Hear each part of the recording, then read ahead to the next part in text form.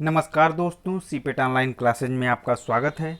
दोस्तों, आज की वीडियो में हम पॉलीमर साइंस के ऊपर डिस्कस करेंगे कि पॉलीमर साइंस में क्या पढ़ना है, क्या क्या टॉपिक कवर कराए जाएंगे। तो बने रहिए हमारे साथ, वीडियो को एंड तक देखें। चैनल पर नए हैं तो चैनल को सब्सक्राइब करें और बेल आइकन को प्रेस कर दें ताकि आगे आने वाली वीडियो की नोटिफिकेशन आपको सबसे पहले मिले। तो दोस्तों आइए शुरू करते हैं। और दोस्तों, जो लोग स्कॉलरशिप का फॉर्म अप्लाई नहीं किए हैं वो जल्दी जल्दी अपना फॉर्म सबमिट कर दें। आइए देखते हैं। दोस्तों, पॉलीमर साइंस के अंतर्गत हमें क्या क्या पढ़ना है। यहाँ पे इसका introduction, classification, type of polymer कितने प्रकार के होते हैं, application of polymer, mechanism of polymerization, polymerization reaction, method of polymerization, characteristic of polymers and thermodynamics of polymer solution. इतने टॉपिक पर हम चर्चा करेंगे। तो आइए शुरू करते हैं इसका इंट्रोडक्शन। दोस्तों, मोनोमर या small molecules linked together give polymer. अब यहाँ पे हमारा मोनोमर यानी मोनो का मतलब होता है हमारा सिंगल और मर मिस होता है सिंगल पार्ट, यानी जो सिंगल यूनिट है हमारी उसे हम मोनोमर या हिंदी में एकलक बोलते हैं। जब ये हमारी मोनोमर या सिंगल यूनिट्स लाखों की संख्या में, हज़ारों की संख्या में, यानी हम एन टाइप मॉलिक्यूल बोल सकते हैं, जब एन टाइम्स हमारा ये ऐड होते हैं तो ये हमारा पॉलीमर बनता है, जिसे हम बहुलक कहते हैं हिंदी में। तो यहाँ से हम एक एकलक का एग्जाम्पल लेते हैं, जैसे कॉमन एग्जाम्पल ये हमारा एकलक का एग्जाम्पल है। अब जितने भी दोस्त देख रहे हैं इसको कमेंट में इसका नाम लिखें कि इसको हिंदी में, सॉरी, इसका नाम क्या है, ये जो एकलक है इसका नाम क्या है। अब यहाँ पे हम आते हैं पॉलीमर पे। पॉलीमर या लार्जर मॉलिक्यूल। अब यहाँ पे पॉली का मतलब हमारा मेनी होता है यानी बहुत से, और मर का मतलब हमारा होता है सिंगल पार्ट। तो और ये जो हमारा पॉलीमर या मैक्रोमोलिक्यूल्स है, ये हमारा ग्रीक वर्ड से, ग्रीक भाषा का शब्द है। अब यहाँ पे जब ये हमारा जो एथीन मॉलिक्यूल है, जब इसकी लार्ज यूनिट आएगी, जैसे यहाँ पे जब ये बॉन्ड हमारा ब्रेक होगा तो यहाँ से हमारी कुछ इस तरह का इंटरफेस आ जाएगा, ये इस तरह का स्ट्रक्चर बनेगा। तो यहाँ पे हम जब एन टाइम्स लगा देंगे, एन टाइम्स, तो ये हमारा लार्ज मॉलिक्यूल, यानी कि ये हमारा CH2 सिंगल बॉन्ड CH2, फिर उसके आगे वही यूनिट, फिर वही यूनिट, ये हमारी रिपीटेड होती रहेंगी। तो ये हमारा है polymer. Introduction. Macromolecule that is formed by linking of repeating units through covalent bond in the main backbone। जो मैक्रोमोलिक्यूल्स या पॉलीमर जो हमारे बनते हैं वो सिंगल यूनिट के रिपीटिंग से बनते हैं, जो हमारा कोवेलेंट बॉन्ड द्वारा जुड़ा होता है। अब यहाँ पे हम जैसे लेते हैं एक मॉलिक्यूल, हम कोई भी पॉलीमर, जैसे मान लीजिए हम वही लेते हैं CH2 single bond CH2 dot dot N times. तो ये हमारा जो कोवेलेंट बॉन्ड द्वारा ये जुड़े हुए हैं और ये हमारी single unit large time repeat होती है। अब यहाँ पे हमें प्रॉपर्टी आर डिटरमाइंड बाई, जो इसके गुण हैं वो क्या क्या हैं, तो हम किस गुण के आधार पर हम इसे फाइंड करते हैं, तो हम इसके लेंथ के आधार पे और मॉलिक्यूलर वेट के आधार पे, यानी उसके अणु भार के आधार पे, बैकबोन स्ट्रक्चर के आधार पे, यानी जो उसकी स्ट्रक्चर है वो कैसी है, पैरेलल है या टेढ़ी मेढ़ी है, उसके आधार पे ये हमारा, और साइड चेन, जैसे बगल से किसी किसी में कोई ग्रुप लगा होता है। जैसे हम एक पॉलीमर लेते हैं, ये हमारा है CH2 CHCN, ये हमारा एन टाइम्स है। ये क्या हमारा पॉलीएक्रिलोनाइट्राइल, ये हमारा पॉलीएक्रिलोनाइट्राइल है। जैसा कि पीछे की वीडियो में हम ये सब चीज़ डिस्कस कर चुके हैं एग्जाम्पल। जो लोग भी इसको नहीं देखे हैं पीछे की वीडियो, हम डिस्क्रिप्शन में उसकी लिंक दे देंगे, वहाँ से आप जाके देख सकते हैं। कुछ महत्वपूर्ण उदाहरण हैं इसके।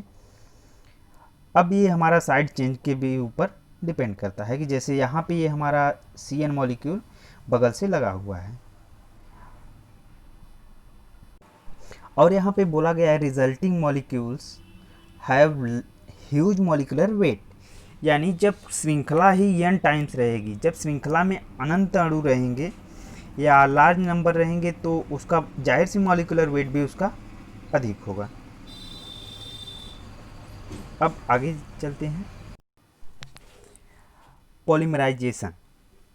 पॉलीमराइजेशन क्या होता है? Process of formation of macromolecule by linking number of monomers together,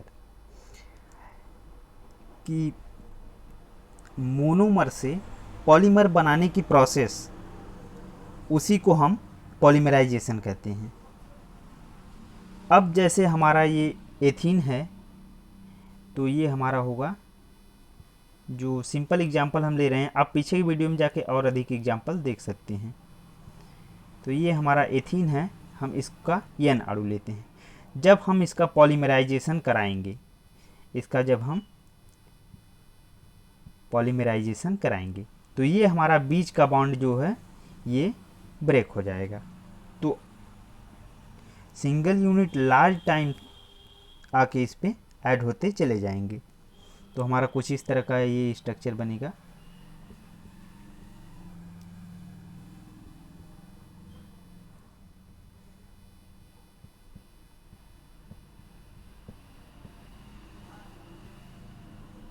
अब यहाँ से हमारी देखिए यही यूनिट हमारी जो n टाइम्स हम लिए हैं, यही यूनिट हमारी सेम यही यूनिट आगे रिपीट होती चली जाएंगी।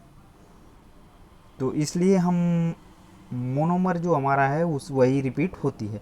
जो ये हमारी मोनोमर से पॉलीमर बनाने की प्रोसेस है वही हमारी पॉलीमराइजेशन कहलाती है।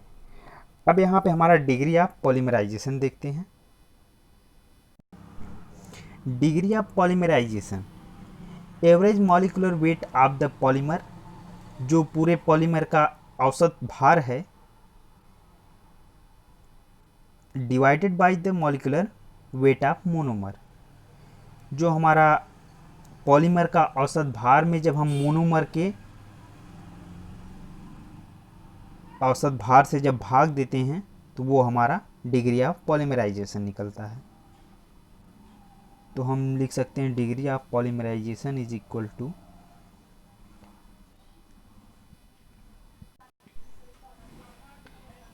एवरेज मॉलिकुलर, ये हमारा एवरेज है, शॉर्ट में लिखेंगे क्योंकि जगह कम है।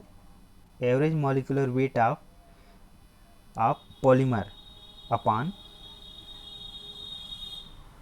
Molecular weight of monomer, molecular weight of monomer. तो ये हमारा डिग्री ऑफ पॉलीमराइजेशन कहलाती है। क्लासिफिकेशन ऑफ पॉलीमर्स, यानी पॉलीमर को हम किस किस आधार पर बांट सकते हैं। तो ये हमारा पहला है चेन स्ट्रक्चर के आधार पर, यानी वो सिंपल श्रृंखला है या टेढ़ी मेढ़ी है, उसके बेस पे हम इसको बांट सकते हैं। By chemical composition, chemical composition के बेस पे भी इसको हम क्लासिफाइड कर सकते हैं। पॉलीमर आर्किटेक्चर, ये हमारा पॉलीमर आर्किटेक्चर के आधार पर भी इसको डिवाइड कर सकते हैं। और ये हमारा बाय सोर्स के आधार पर भी हम इसको डिवाइड करेंगे और बैकबोन स्ट्रक्चर के आधार पर भी इसको डिवाइड करेंगे। अब सोर्स में जैसे हमारा होता है कि इसके दो सोर्स होते हैं, एक नेचुरल पॉलीमर होता है, एक हम जो लेबोरेटरी वाला सिंथेटिक पॉलीमर। नेचुरल पॉलीमर जो होता है हमारा, ये कुछ पेड़ हैं और क्रूड ऑयल हैं आदि चीज़ों से मिलता है। और जो सिंथेटिक पॉलीमर है वो हम जनरली लेबोरेटरी में बनाते हैं, जैसे एथीन से हम बनाते हैं पॉलीएथीन, तो जो हम कैरी बैग ले जाते हैं पॉलीथीन, ये हमारा पॉलीएथीन है। तो हम पहला देखते हैं इसमें बाई चेन स्ट्रक्चर, यानी चेन संरचना के द्वारा इसका जो क्लासिफिकेशन है। दोस्तों बाई चेन स्ट्रक्चर श्रृंखला संरचना के आधार पर हम इसको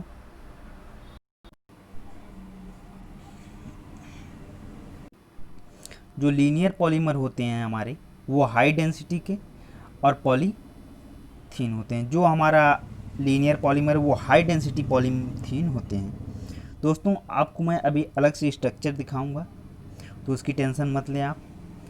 यहाँ से जो हमारा ब्रांच्ड पॉलीमर है, ब्रांच्ड पॉलीमर ये लो डेंसिटी पॉलीथीन होते हैं, और ये नेटवर्क पॉलीमर ये हमारा साइड से अदर जगह से कनेक्ट होते हैं। तो ये हमारा जो है ये भी हमारा क्रॉस लिंक पॉलीमर होता है, इलास्टोमर होता है, और ये क्रॉस लिंक पॉलीमर। तो ये हमारा मेलामाइन, इसकी स्पेलिंग नहीं सही दिख रही है, मैं लिख देता हूँ,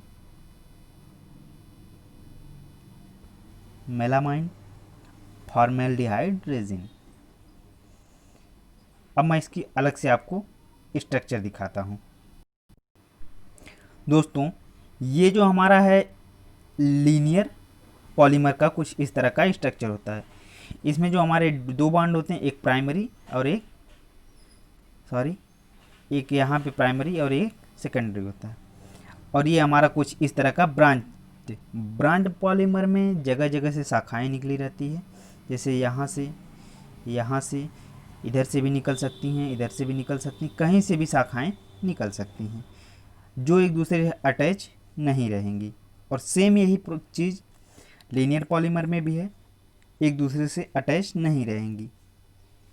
अब क्रॉस लिंक पॉलीमर में आते हैं, ये शाखाएं निकलेंगी और ये एक दूसरे से कनेक्ट भी रहेंगी।